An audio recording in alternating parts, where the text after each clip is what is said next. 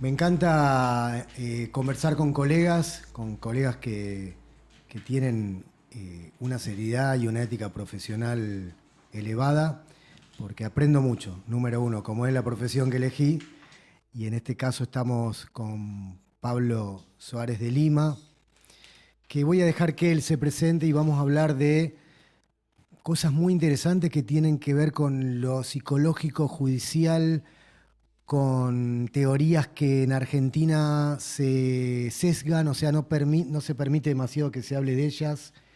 De todo eso vamos a hablar con Pablo. Buen día, ¿cómo estás, Pablo?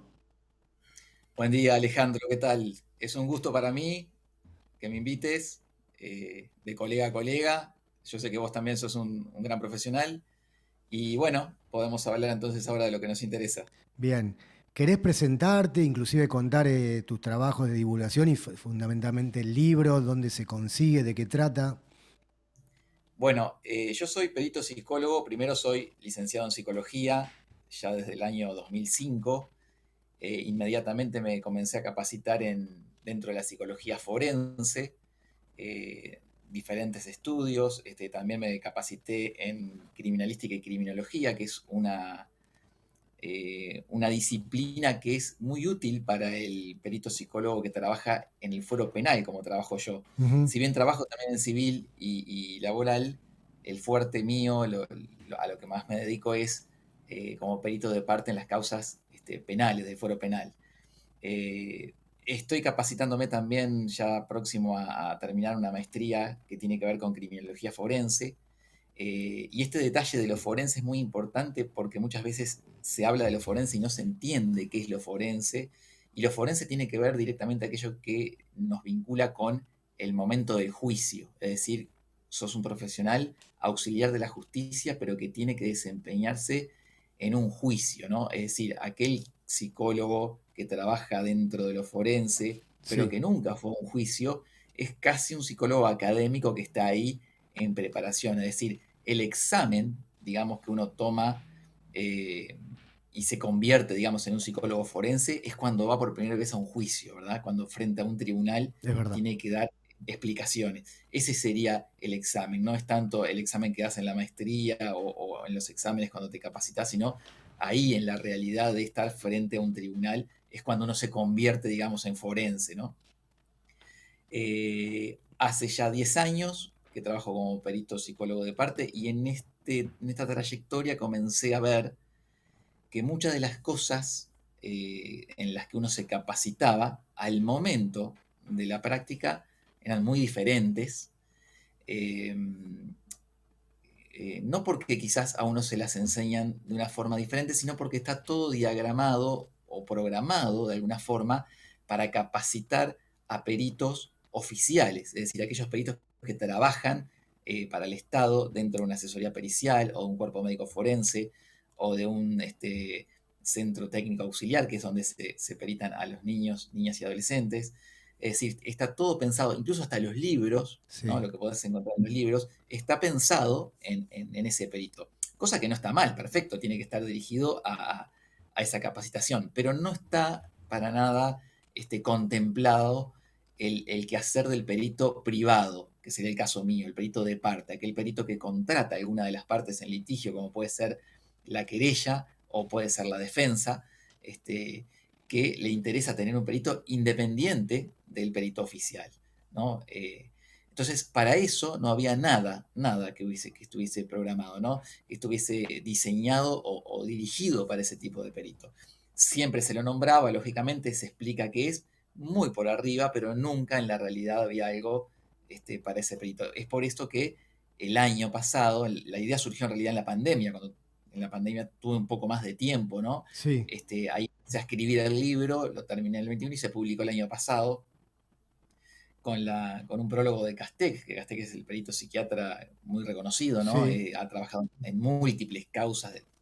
La última fue la del hombre gato, para que tengan una idea, pero trabajó en el caso Belsunce. Fue el perito en la causa de Nisman también, el que se opuso, participó de una especie de autopsia psicológica, que ese es otro tema también muy interesante. Espera, Tiene un para, recorrido muy importante ¿en qué y consiste siempre trabajó. Sí, perdón. perdóname, te corté. ¿En qué consiste una autopsia psicológica? Bueno, la autopsia psicológica es una herramienta más que tenemos los peritos forenses para indagar, en este caso, en casos, por ejemplo, como por ejemplo el de Nisman, ¿no? Una muerte dudosa. Sí, Ante una muerte dudosa, que no se saben las causas, la persona ya lógicamente está fallecida, entonces se necesita saber cómo era esa persona, pero cómo era momentos en su pasado y momentos próximos al momento de la muerte. Entonces, existe una metodología que se le llama autopsia psicológica, que es la de entrevistar a personas allegadas a esa persona, no solamente familiares, sino amigos, conocidos, gente con la que tenía contacto de pronto en un gimnasio, porque la versión que vos podés tener de alguien que te ve solamente en el gimnasio es muy diferente a la que tengas de un primo o de un vecino. Entonces se va recolectando toda esa información en conjunto con otras informaciones. Por ejemplo, lo que se recoge también en la escena de muerte, ¿no? Cómo estaba, por último, esa escena, qué es lo que había se encontraba allí, cómo era ese sujeto, qué era lo que tenía, por ejemplo, para acicalarse, me refiero a que utilizaba, no es lo mismo una persona que un hombre que utilice algo para el cuidado del pelo que otro que no, es decir, todo te va a dar una información está muy bueno. del sujeto, además ahora de la mensajería que existe en las redes sociales, ¿verdad? Eso es fundamental también en el perfil que se saca de ahí. A partir de ahí se infiere, ¿no? Se infiere un estilo de personalidad, se infiere las conductas últimas que tuvo el sujeto y de forma probabilística, esto es en todas las pericias, en las que hacemos con la persona, como en la autopsia psicológica, siempre es probabilística lo que se arriba, de, bueno, qué es lo que puede haber ocurrido y inclinarse por un posible suicidio, un posible homicidio o un posible accidente. A veces, muchas veces, es un accidente el que lleva a la muerte, ¿no? Eh, es muy interesante, requiere de mucha capacitación y esa autopsia psicológica vendría a estar dentro de lo que tiene que ver o de aquellas herramientas que tienen que ver con la perfilación criminal, ¿no?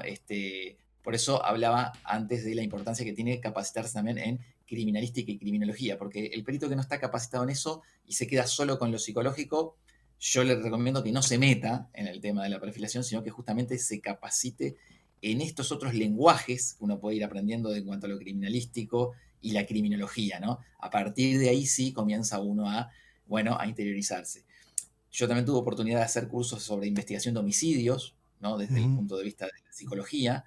Tuve un muy buen profesor que es Raúl Torre, muy conocido el perito Torre. Sí. Eh, y bueno, esto me fue dando un panorama que me introdujo en lo que es el ámbito penal.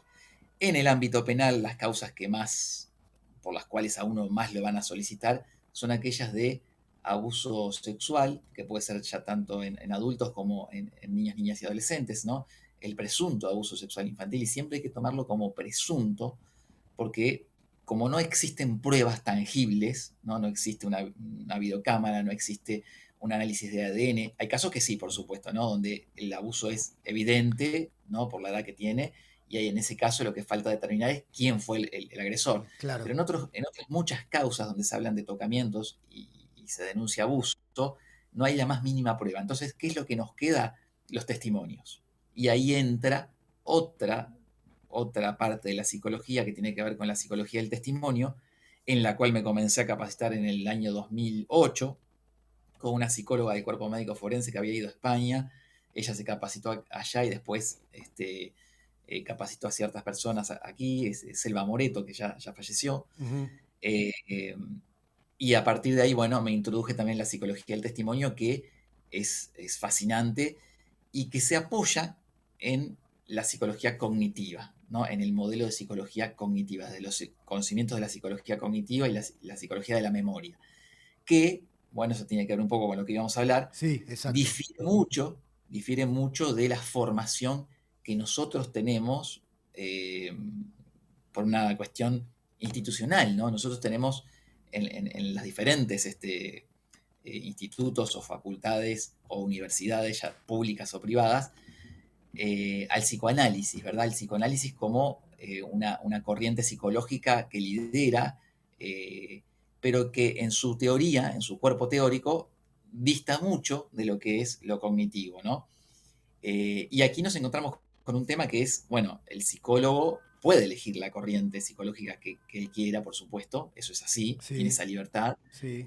pero siempre y cuando esa corriente, por supuesto, tenga un aval científico, es decir, tenga un rigor científico. Eso también está dentro del código de ética, ¿verdad? Que dice que el psicólogo tiene que estar capacitado en lo último y que tenga un aval científico. Entonces ahí entramos ya en una discusión porque el psicoanálisis se ha demostrado, esto no es algo que yo lo diga, que no tiene el aval científico o el rigor científico como para considerarse ciencia. Esto no le preocupa al psicoanálisis porque el psicoanálisis dice, nosotros somos un saber que, bueno, estamos aparte de la ciencia o tenemos otro paradigma diferente a la ciencia, Sí. pero bueno, ahí ya entramos en una disputa. Cuando Freud se inicia, Freud tenía la pretensión de hacer una ciencia. Con psicología Eh, para neurólogos, proyecto de psicología para neurólogos. claro, y todo su inicio era la intención de convertir el psicoanálisis en una ciencia, ¿no? Pensemos en la época de Freud también, la época de positivismo, donde se pretendía que todo fuese científico, ahí Ujú. todo era el tema de la objetividad, entonces él tenía esa idea. Pero claro, a medida que fue avanzando eso no se logró, después de él vinieron otros que así mismo lo dijeron, mismo Lacan también, él dice que no es una ciencia, es un saber diferente, otro paradigma, pero bueno, pero en lo que es la psicología, en el mundo, por ejemplo, exige el saber científico, Claro, porque en forense, por ejemplo, donde tenemos que determinar o ayudar a determinar ciertas cosas, hay que basarse en determinada ciencia que pueda ser mínimamente demostrada, ¿no? Y dentro de la psicología cognitiva, la psicología, por ejemplo, del testimonio, realiza experimentación empírica que logra llegar a verificar determinadas cosas. Una de ellas, por ejemplo, muy importante, es que logra determinar que la teoría de la represión no es como lo que planteaba Freud, ¿no? Rebate la teoría de la represión. que es la Y eso lo hace en autora, parte. que es la autora Sí, que vos me nombraste, que acá yo sí. mirá que yo me muevo, he hecho Ujú. capacitaciones, cursé, no me llegué a doctorar y aprobé todas las materias de doctorado en Belgrano, en la Universidad de Belgrano, y no la había escuchado nombrar a Loftus. Elizabeth Loftus, sí. Yo siempre lo recomiendo que lo indaguen. Tiene muchos videos en YouTube donde pueden ver que están traducidos. Eh, en libros, hay un solo libro que está traducido, ya tiene varios, pero hay uno solo que Sí. está en español, se llama Juicio a la Memoria. Después sí, lo que pueden hacer es encontrar algunos papers o encontrar algunas páginas donde hay publicaciones de ellas y traducirlas del inglés, ¿no? Ujú. Elizabeth Loftus cumple este año, si no es que ya cumplió, 80 años, pero sigue Apa. en actividad. Ah, mira. Eh, eh, es una mujer que viene en principio de las matemáticas, imagínense ustedes nada que ver, después se mete en la psicología experimental, es decir, que hace experimentos respecto de la memoria, y fue llamada como testigo experto, que vendría a ser el perito de parte, como le dicen allá, Sí. en muchísimas causas controvertidas, muchas de ellas, no solo de abuso, sino de homicidio también, donde hay que se ponen en disputa las opiniones de los testigos, ¿no? De lo que observa un testigo, de lo que dice un testigo. Y fíjense ustedes que un testigo, también la víctima, que la víctima también se la puede considerar un testigo, ¿no? La presunta víctima que va a narrar algo, pero todos aquellos testigos que van a un tribunal, en realidad lo que están haciendo es un examen de memoria, ¿no? Cuando uno da una declaración, está diciendo el resultado de la memoria, está diciendo lo que pasó en el pasado, ¿no? Sí, de De verdad. lo que él cree que pasó en el pasado. Y la psicología del testimonio ha encontrado dos tipos de testigos. Testigos honestos, los califica así como testigos honestos, y Sí, testigos deshonestos. sí. El testigo honesto sería aquel que viene a dar su declaración y lo que está diciendo, él está convencido de que eso es así, es decir, no está mintiendo, es su verdad. Puede estar equivocado, puede tener un gran porcentaje de subjetividad en lo que está diciendo, pero él está convencido, es honesto. Y después está el deshonesto, que es alguien que sabe que lo que está diciendo no es así, es decir, está mintiendo, y la psicología del testimonio intenta determinar las diferencias entre ambos testigos. Pero volviendo a Elizabeth Loftus, Sí. eh, eh, ella comienza a interesarse justamente en el tema de los abusos o de los presuntos abusos, eh, donde en una época en Estados Unidos, les digo más o menos década del 80, existían muchísimas denuncias de abuso, como lo que ocurre ahora en nuestro país, ¿no? Sí. Muchas denuncias de abuso de niños, de adultos, en fin, que terminaban en juicio, y ella empieza a participar allí en esos juicios o en esos casos, Ujú. y determina, justamente mediante la experimentación, de que lo que Freud decía que nosotros reprimíamos, ¿no? Que quedaba guardado en nuestro inconsciente, ¿verdad? Por ejemplo, un hecho traumático a determinada edad, imaginemos a los 6, 7 años un hecho traumático que quedaba reprimido, guardado en el inconsciente, después podía aflorar a futuro en un tratamiento psicológico, por ejemplo. Eso fue lo que rebate Loftus con la experimentación, y ella dice, comprueba que en realidad cuando alguien sufre un abuso o una situación traumática a esa determinada edad, en realidad jamás lo reprime, nunca lo guarda. Lo puede mitigar, se puede modificar por el paso del tiempo, pero ese recuerdo permanece. Y el sujeto no lo quiere expresar, no quiere hablar de eso, intenta olvidarlo porque es traumático, intenta superarlo de alguna forma, pero no es como Freud decía, que lo duerme y después puede volver a aparecer.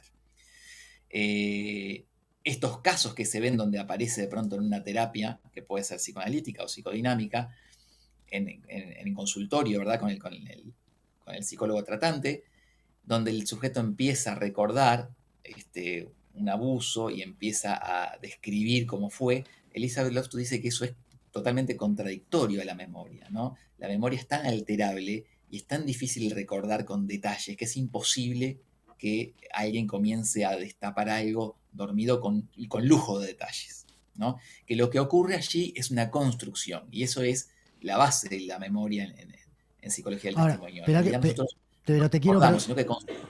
te quiero Sí, preguntar algo, porque, por ejemplo, yo en el consultorio hago EMDR, que es terapias de avanzada, y en el EMDR se buscan lo que se llama blancos o targets, donde la persona siente que todavía no reprocesó, no metabolizó, y con esto vienen todas creencias negativas que se busca que se conviertan en positivas, bueno, con la técnica y demás, donde ahí, digamos, a ver, si la persona me dice, bueno, recuerdo que mi papá un día, cuando volví del colegio, yo me había sacado un 8 en matemática y me dijo, ¿cómo no te sacaste un 10? Y lo hizo varias veces.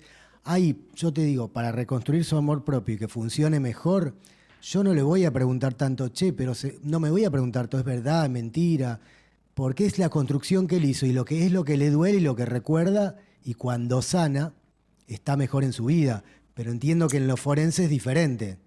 A ver, ayúdame con esto, ayúdame con esto. totalmente. Totalmente. Ese punto que traes es fundamental, que es la diferencia justamente del abordaje clínico asistencial del abordaje forense. Esto que vos estás diciendo es exactamente así. Si Ah, tu bien. paciente te dice, mi papá me dijo esto, vos no te vas a poner a ver si eso es mentira, si es verdad, o a decírselo. Lo vas a trabajar porque ahí se trabaja con la realidad psíquica, con la realidad subjetiva Exacto. en el ámbito clínico. Lo mismo si refiriera a un abuso. Si refiere a un abuso, no es que se le va a poner en dudas la palabra del paciente. Y el terapeuta lo puede empezar a trabajar eso como la verdad subjetiva, porque Sí, aunque no hubiese ocurrido, vamos a suponer que no ocurre, pero esa persona lo entiende que ocurrió, el trauma que puede generar es igual que si el hecho hubiese ocurrido. sí, sí, sí. Y eso tiene que ver también con Freud. Freud decía, no importa la verdad de los hechos, sino la fantasía que estos generan. Y eso se trabaja en la clínica, eso es así. Entonces, el problema, ¿dónde está el problema? El problema está cuando se le da a eso que ocurre en la clínica, a ese relato de la clínica, Sí, cuando se le da una entidad de realidad fáctica, cuando claro. se cree que esto fácticamente, y se genera a partir de ahí una denuncia, se motoriza una denuncia en el fuero penal de un hecho pasado y se le está otorgando una entidad fáctica. Ese es el problema. Sí, aparte, ¿Se entiende? Entonces ahí sí, sí, sí, sí, ese es el problema en lo forense. Y también, ayer me hicieron una entrevista por mi activismo con respecto a las obstrucciones de vínculos, falsas denuncias, y me preguntaban qué opinaba de los colegas, porque hay colegas que asesoran que declarar para que funcione una falsa denuncia. Claro. Y también hay una perspectiva por detrás que favorece, está la ideología de género, en fin, cosas que Ujú. vos conocés por haber participado en. Nada, me acordé de eso porque me preguntaba, bueno, ¿qué opinás de tus colegas? Dije, mirá, yo te nombré, creo, porque te entrevistó Cardoso, lo ubicás a Héctor. Sí, sí, claro, claro que sí. Tuvimos una entrevista con él. Sí, sí. Entonces yo decía que estaba indignado con la ética de algunos colegas que Sí. le venden el alma al diablo con tal de cobrar unos pesos y se mandan unos mocos bárbaros, ¿viste? En realidad existen colegas que, como vos decís, le venden el alma al diablo, y hay otros que no lo hacen de mala fe, ¿no? Pero de todas formas se convencen de ciertos mitos, como por ejemplo los niños no mienten, ¿no? Claro, Entonces esos colegas dicen, no, los niños no mienten, a los niños hay que creerles, hay que ayudarlos, y se convencen de algo, y no lo están haciendo de mala fe, no quieren generar una denuncia falsa o una acusación falsa, que sería más correcto decir una acusación falsa, sí. eh, eh, de mala fe, ¿no? Sabiendo que esto no hay. No están convencidos de que el niño no miente. Y eso muestra el desconocimiento, porque se sabe también que los niños mienten. Y decir que un niño no miente es insultar a los niños, porque para mentir se necesita de la creatividad. Creatividad que ya aparece a los 3 años de vida. Es decir, desde los 3 años de vida se sabe que los niños pueden llegar a mentir. Por supuesto, son mentiras mucho menos elaboradas que la de un niño de 10 o para adelante, ¿verdad? Sí. Pero pueden mentir, sí, pueden falsear la verdad. Y la mentira significa una creatividad, porque significa contar algo que no es y tener esa capacidad de hacerle creer a otro algo que no es. Entonces, es una habilidad, que después moralmente la juzguemos como que está mal la mentira, es otra cosa, ¿verdad? Pero decir que los niños no mienten es como decir que no tienen la creatividad y es mostrar desde la psicología desconocimiento total, es decir, ese no sería un profesional de la psicología. Existe un libro, por ejemplo, que se llama ¿Por qué mienten los niños?, que es de Paul Ekman. Paul Ekman es un psicólogo que ha estudiado la mentira desde la gestualidad, tiene mucho desarrollado, Ah, sí, es verdad. este, Paul Ekman, y tiene ese libro que se llama ¿Por qué mienten los niños?, donde él, en base a experimentos, porque no son opiniones, ni son ideas que surgen desde lo clínico, ¿verdad? Son experimentos, desarrollo desde lo neuropsicológico también, donde se comprueba, o sea, entonces decir que los niños no mienten es un disparate, ¿no? Que de pronto lo pueda decir a alguien que no sea un profesional de la psicología es entendible y es hasta respetable, pero dentro de la psicología está mostrando ignorancia justamente de lo que tendría que saber. Pero vos dijiste Entonces algo, ocurre a mitos. vos dijiste algo Sí, fundamental, porque también muchas de las cosas que actúan los psicólogos tiene que ver con la formación que han recibido y si no se pusieron a buscar otras, otros autores, van a actuar desde ahí. Ahí también cabería la clasificación honestos y deshonestos. Honesto el que, bueno, estudió, creyó, también para los médicos, para un montón de personas que, no sé, recetan porque le enseñaron eso, que eso puede venir atrás de la industria farmacéutica, con lo cual están convencidos y lo hacen de manera honesta, creyendo que es la mejor opción. Pero totalmente, están los deshonestos totalmente. que por los beneficios de un laboratorio o por los beneficios económicos, por eso, un psicólogo que necesitan que ponga tal cosa para incrementar Sí, el tema de los abusos. Vos sabés, a Evas, Bacaro, no sé. Pero esto me hago cargo yo que lo nombro. Honestos y deshonestos, sí. sí, también que lo nombro porque es lamentable el que hacer es salud activa. Salud activa también es terrible. ¿Qué es salud activa? Eh, Salud Activa es otra organización como la que nombraste que también Ah, parten de la base de que el niño no miente, parten de la base de que todo abuso es abuso, o sea, y esto es muy importante porque ¿sabes en dónde lo ves esta falta de capacitación? Cuando publican los libros. Yo cuando tomo los libros siempre me fijo los autores y los años a los que refieren, ¿entendés? Y muchos sí. de ellos son a veces del siglo pasado todavía, ¿no? y además el cuerpo teórico también, ¿verdad? Entonces, en psicología pasa esto, de no preocuparse por ver si hay algún avance en lo que estamos hablando o no. Y se siguen con teorías arcaicas. Pero volviendo a la importancia que tiene lo que vos estabas señalando, que pasa muchísimo en el abuso o en las denuncias de abuso, cuando se ordena una cámara Gesell a un niño, imagínate un niño de 5 años, se lo aborda en cámara Gesell para investigar un presunto abuso, ¿no? Un presunto tocamiento, por ejemplo. Y Sí, el niño en la cámara Gesell no dice absolutamente nada, no hace referencia a los hechos. Habla de otras cosas, eh, menciona que va al colegio, que está con los padres, que está todo bien, y no menciona nada respecto de los hechos que se investigan. sí, ¿Qué pasa en ese caso? ¿Sabes lo que suele ocurrir con las personas que piensan que el abuso existió? Piensan así y dicen así. Y esto muchas veces las y los peritos que trabajan en la justicia sí, dicen así, el niño no habla porque no puede poner en palabras el trauma. Hay que enviarlo a un tratamiento para que en el tratamiento pueda poner en palabras el trauma de lo vivenciado. Es decir, que dan por hecho que ocurrió y dan por hecho que el niño tiene un trauma y no manejan la hipótesis de que quizás ese niño no sufrió absolutamente nada y no dice nada porque no tiene nada para decir. Entonces, eso es criminal, enviar a un niño a tratamiento como que sufrió un abuso para que en ese tratamiento ver si se devela algo, ¿no? Porque lo van a llevar con un motivo de consulta de abuso y ese terapeuta que lo aborde le va a creer a ese padre o a esa madre que lo va a traer como una víctima de abuso y lo va a empezar a tratar como una víctima de abuso. Y más grave aún, se le genera una memoria biográfica a ese nene o nena de ser abusado y se empieza a construir un niño que fue abusado cuando no hay la más mínima evidencia, ¿no? Eso ocurre a diario ocurre lo que yo te estoy diciendo. En realidad, cuando el niño no dice nada, hay que manejar las dos hipótesis. O le ocurrió algo que le impide hablar, o no le ocurrió absolutamente nada, ¿no? Pero claro. no lo mandemos a un tratamiento como una víctima de abuso. ¿Se entiende lo que digo? Sí, perfecto. Por último, quiero, porque fue el 25 de abril, el Día Internacional contra el Maltrato Infantil y la Alienación Parental. Referido a esto de la alienación parental,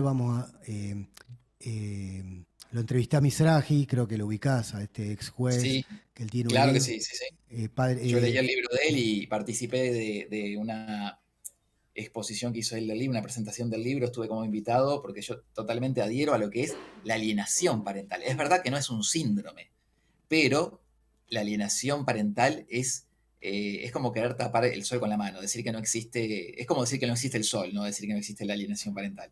La manipulación de los niños por parte de padres y madres es innegable, ¿no? O sea, la alienación parental existe. No es un síndrome, eso es verdad. Otra cosa que no es verdad, y quiero aclararlo aquí, que me permitas aclararlo aquí por último, es que Garner, que fue la persona que, el- el psiquiatra que inventó, digamos, el síndrome que no es un síndrome, el SAP, se lo acusa muchas veces de ser un pedófilo o de haber tenido denuncias de abuso, y eso es una mentira tremenda es decir que Garner era un pedófilo. Y uno de los que dice esta mentira, lo dice por muchos lugares, es el juez Rosanji. El juez Sí, Rosanji les enseña a muchas psicólogas que era un pedófilo, que abusaba de los niños y que defendía pedófilos. Eso es difamación por parte de Rosanji. Que de hecho, está viva la hija de Gardner. Sería muy interesante hablar con ella, preguntarle a ella al respecto, a ver si existe alguna denuncia respecto de su padre, de Gardner, de abuso o si en verdad defendía abusadores. pero No defendía ningún abusador, lo que hacía era declarar en juicios sí. eh, respecto del imputado, pero no defendía ningún abusador y muchísimo menos tuvo denuncias de abuso como se vende en nuestro país, porque lo vas a encontrar. Una vez yo lo dije en un curso, un curso virtual y una alumna me dijo, yo encontré información en este momento de denuncia de abuso. Me dice, le digo, ¿cuál es la fuente? Me dice, página 12, claro, página 12, asesorado por el juez Rosanqui. Claro. No, no, busquen fuentes en otro país. Busquen fuentes en Estados Unidos, en España, en otros países. Garner no fue ningún pedófilo, o al menos no se lo denunció. Pero de todas Sin embargo, maneras, acá lo que se hace es matar al mensajero.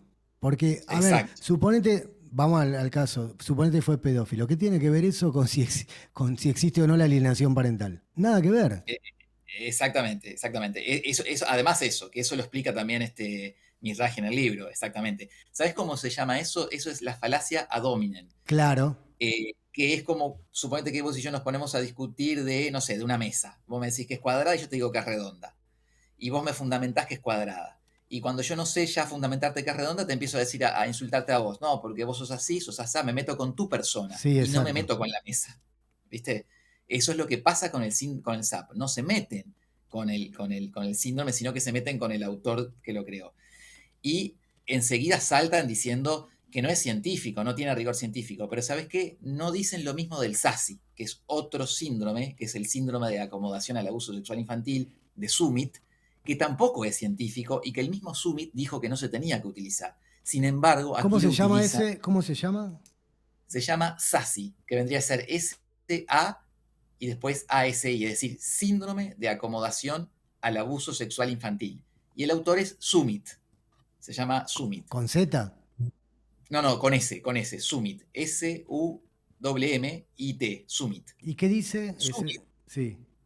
es un síndrome que él desarrolló en los casos de abuso sexual intrafamiliar, donde él ahí descubre el secreto, la revelación tardía, el atrapamiento y la retractación. Entonces ahora lo utilizan a ese falso síndrome, que ese también es un falso síndrome, para tratar de diagnosticar el abuso sexual infantil, diciendo, bueno, cuando hay una retractación, el niño se está retractando, se está retractando, entonces es porque existió el abuso. Y lo que quiere Claro. hacer es proteger al abusador o no quiere que los padres se separen, entonces no aceptan ninguna retractación, ¿no? Como si los niños no pudieran retractarse o los adolescentes no pudieran retractarse, utilizando ese síndrome. Síndrome que en el año 93 el mismo Summit dijo no lo utilicen, porque yo no lo hice para diagnosticar, y mucho menos para forense. Sin embargo, eso no te lo dicen, eso no te lo Vos sabés cuentan, que entonces lo siguen utilizando. hay muchas cosas que han hecho autores que han dicho esto no sirve para tal cosa. Y lo siguen utilizando porque conviene muchas veces Exacto, por dinero, para seguir un circo de vida, recreación, necesidades humanas, ¿viste? sí, Pero se van a sí, apoyar fervientemente y lo van a defender a capa y espada, y ahí es donde pierde el niño y donde se pierde la justicia, en claro, definitiva. Porque eso es lo más grave de todo esto. totalmente. No es inocuo. To- Esto to- tiene consecuencias terribles en la psiquis de los niños. Por supuesto, un adulto, Totalmente. pero estamos hablando, viste, de estas cuestiones de las denuncias de abuso. No les Sí, importan los y niños para mí. Para mí no les importan. claro, o no les importa, o convencidos en ese dogma, perjudican mucho más. Generan niños que no fueron abusados o niñas que no fueron abusadas y los convierten en niños abusados y convierten, por otro lado, a un agresor que termina en un penal, ¿no? Que de pronto no hizo nada. Eso pasa permanentemente. Eh, pero en este caso, vos decías que esto de defender síndromes que ya no deberían utilizarse o cosas que no deberían utilizarse por una cuestión económica, sí, pero muchas veces en este caso yo creo que tiene que ver con para sostener una ideología les Sí, de sirve verdad. para sostener una ideología y no hacen referencia. Por eso como perito yo muchas veces se lo explico a los jueces esto en el tribunal y voy a la referencia. Por ejemplo, en el caso de Sumit, cuando veo que una perito hizo un informe sosteniendo lo de Sumit, le explico al juez acá está recurriendo a Summit. Sin embargo, el mismo Summit dijo en tal año, y le hago la referencia y le muestro la publicación, de que él mismo decía que no se utilice. ¿No? El tema, Pablo, y con esto vamos a ir cerrando, es si los jueces juzgan con una perspectiva, una ideología previa, que es lo que no tiene que hacer, porque vos le podés decir mucho al juez, pero si el juez está cooptado por una ideología, capaz que no te escucha. No sé cómo es tu experiencia en esto, yo no puedo decir porque no tengo vasta experiencia. Sí. Bueno, encontrás de todo. Encontrás los jueces sesgados, ¿no? Sesgados digo por esa perspectiva, porque la perspectiva lo que hace de última es sesgar, porque Claro. existen muchas perspectivas. Está la Ujú, perspectiva de edad, no es lo mismo acusar a un hombre de 80 años que ha sentado en el regazo a un niño, donde ujú, ya lo acusan de abuso porque lo sentó ahí y porque él ya viene de una cultura donde eso antes se hacía, claro. a una persona de 20 años que lo haga ahora. Entonces hay una perspectiva de edad, hay perspectiva cultural. No es lo mismo hacerle la pericia a alguien, a un indígena, que hacérselo a alguien de Capital Federal. y sin embargo utilizan las mismas metodologías, ¿no? para hacerlo. Entonces también hay una perspectiva de etnia, hay muchas perspectivas, entonces no hay que superponer una a la otra. Yo no digo que no haya una perspectiva de género, ¿eh? No digo que no haya una contemplación respecto de la mujer, una contemplación respecto de cómo fue tratada la mujer en el pasado por la justicia. Lo que digo es que no se tiene que convertir en un sesgo que Claro. impida investigar como se debe, ¿no? Eso es muy importante. Y lo que vos me preguntás respecto de los jueces, tenés jueces que son muy sesgados y otros que no. Otros que no. Y hay muchos que están presionados por la situación social. Están presionados. Al punto de que yo considero que si el juicio puede ser llevado a cabo por un jurado, es mejor el jurado en estos casos ahora que los jueces que están presionados. Mira ¿Se vos. entiende? Sí, sí. Eh, Contemplar la posibilidad. No toda causa amerita el jurado porque depende de los años de la pena, depende de ciertas características, ¿no? Pero si se puede elegir por un jurado, a veces es mejor que los jueces que están presionados por el entorno. Es bueno eso. Ejemplo de esto lo tenés también con el caso de los rugbyers. Estos jueces que tuvieron el caso de los rugbyers estuvieron sumamente El presionados caso de Fernando Báez. totalmente, claro, Sí, totalmente, una presión social, mediática impresionante. claro. Bueno, Pablo, es para seguir un montón. ¿Hay algún curso que estés lanzando que esté como infoproducto en alguna plataforma? Me habías pasado Bueno, alguno. ahora justo cerró el que hay uno que yo destino a los abogados, principalmente a los abogados de la defensa, para ayudarlos en las causas de abuso sexual infantil, en estas denuncias, que justo ahora ya cerró. Yo después te voy a avisar cuando se vuelva a abrir. Y después, bueno, yo formo parte también de la diplomatura en psicología forense de la UAI, donde Ah, allí mira. ahí doy la materia de psicología del testimonio y el abordaje en cámara Gesell. Pero en cuanto tenga otro curso, yo te voy a avisar para la divulgación. Por En ult- cuanto al libro, en en cuanto al cuanto al libro, te iba a libro, preguntar del libro, sí, justo. sí, el libro que se llama Actuación Profesional para el Perito Psicólogo de Parte es de la editorial D&D y lo encuentran en la editorial D&D. Esto lo encuentran, lo pueden encontrar por internet y se pueden contactar con ellos que se los envían a domicilio sin costo. Es editorial D&D, una editorial jurídica que está en la calle Talcahuano, ahí frente a tribunales, Sí. pero la pueden contactar por internet. Este, Pablo, te mando un fuerte abrazo. Gracias por estar una vez más y seguimos en contacto. Excelente fin de para vos, tu familia. Gracias a vos por invitarme, buen fin de para vos y es un gusto siempre participar. Nos Gracias. vemos. Abrazo grande. Abrazo. Muy bueno, ¿eh? Un libro abierto y aparte muy comprometido con la ciencia, con la psicología. Seguimos luego entonces en Venga lo que venga.